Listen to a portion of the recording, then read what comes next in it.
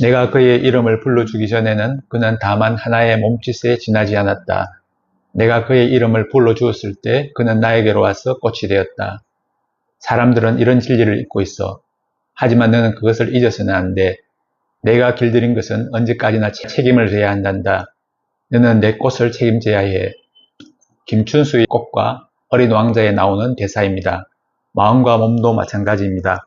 몸은 꽃이고 마음은 꽃의 이름을 불러주는 나, 꽃을 책임지는 나입니다. 동물은 늘 몸과 마음이 붙어 다니지만 사람은 몸과 마음이 붙어 있을 때도 있지만 떨어져 있을 수도 있는 두 가지 능력을 다 갖추고 있습니다. 떨어져 있을 때의 마음을 우리는 이성 혹은 메타인지라고 부릅니다. 떨어져 있던 마음은 하나였던 몸을 그리워하고 다시 원래의 몸으로 돌아가고 싶어 하거나 또 다른 몸을 만들어서 돌아가고 싶어 합니다. 마치 니체가 자르투스트라를 통해서 신은 죽었다라는 소식을 알렸지만 에리 프롬의 자유로부터의 도피라는 책처럼 우리의 마음은 자유가 두려워서 끊임없이 자신이 만든 새로운 몸과 하나가 되고 싶어 합니다. 떨어져 있는 마음, 즉 이성은 신이 준 판도라의 상자이기도 하고 크리스마스 선물이기도 합니다. 그렇다면 어떻게 판도라의 상자를 크리스마스 선물로 바꿀 수가 있을까요? 나의 마음이 약하고 병든 몸에서 벗어났다면 또다시 약한 몸을 찾아다니지 말고 건강하고 영혼불멸하는 몸을 만들어서 들어가면 됩니다. 그런 건강한 몸을 만드는 방법은 그 노하우를 터득한 사람들을 일단 먼저 잘 이해하고 나서 따라해 보는 것입니다. 소크라테스, 예수 그리스도, 석가모니는 죽음을 상과 하나로 터득한 영혼불멸의 노하우를 익힌 분들입니다. 그 노하우를 전수받기 위해서는 먼저 그분들이 어떻게 죽음과 삶을 하나의 선상에서 바라볼 수 있었는지 로고스로 배우고 익혀서 파토스의 감정으로 그분들의 어깨 위에 올라탄 후 에토스로 그분들과 하나가 되어 걸어 나가야 합니다. 소크라테스는 사형을 면할 수 있었음에도 불구하고 나는 죽기 위해서 떠나고 여러분은 살기 위해서 떠날 것입니다. 어느 길이 더 좋은가는 오직 신만이 알 것입니다.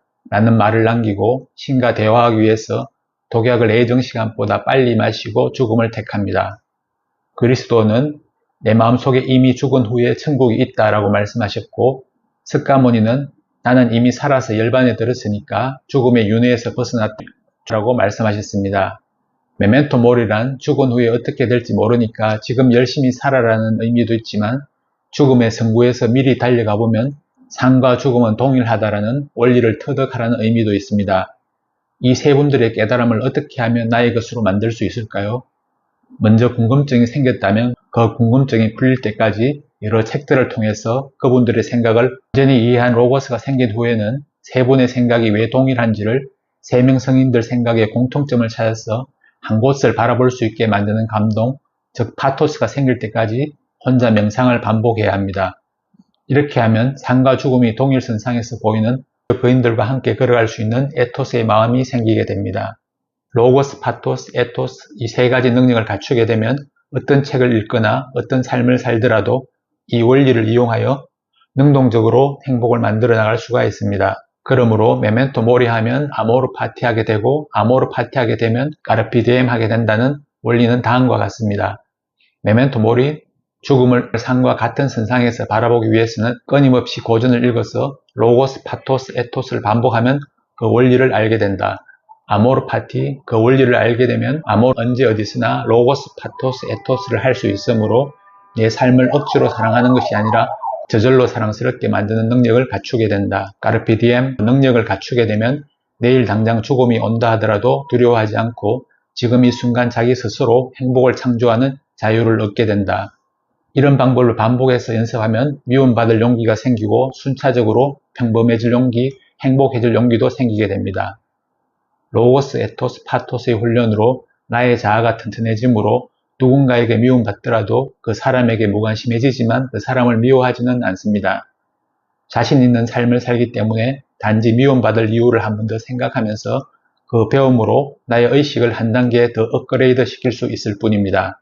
삶에 대한 자신감은 평범해질 용기, 즉 내가 나서서 말하지 않더라도 조용히 들어줄 용기가, 하지만 나를 알아주는 곳이 있다면 어느 곳이라도 달려갈 수 있고 나 혼자 있더라도 로고스, 파토스, 에토스라는 명상 훈련을 통해서 매일매일 성장하는 행복해질 용기도 생길 수 있게 됩니다.